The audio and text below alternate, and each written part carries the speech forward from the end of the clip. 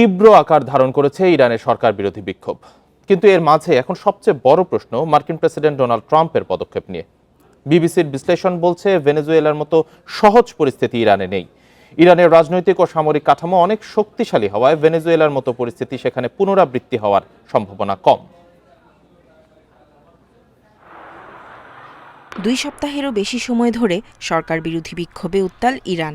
সরকারের একের পর এক কড়া বার্তার পরও পরিস্থিতি শান্ত হওয়ার কোনো ইঙ্গিত নেই।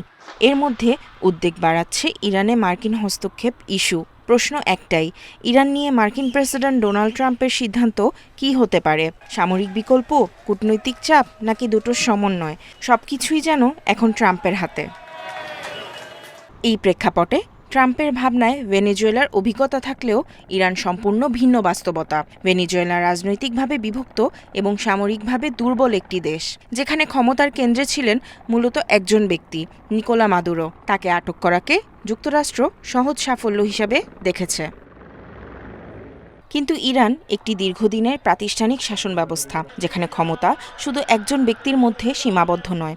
সামরিক শক্তি বিবেচনা করলেও ভেনেজুয়েলার সেনাবাহিনী আধুনিক অস্ত্র, কার্যকর বিমান প্রতিরক্ষা কিংবা শক্তিশালী ক্ষেপণাস্ত্র ব্যবস্থায় পিছিয়ে। বিপরীতে ইরানের রয়েছে বড় ব্যালিস্টিক ক্ষেপণাস্ত্র ভাণ্ডার, শক্তিশালী বিমান প্রতিরক্ষা ব্যবস্থা এবং বহু বছরের যুদ্ধের অভিজ্ঞতা।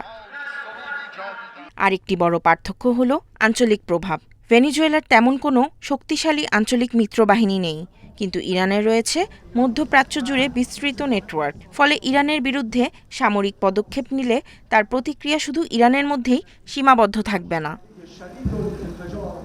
এসব বাস্তবতাই ট্রাম্পের পরবর্তী পরিকল্পনাকে ভেনেজুয়েলার তুলনায় অনেক বেশি জটিল করে তুলেছে।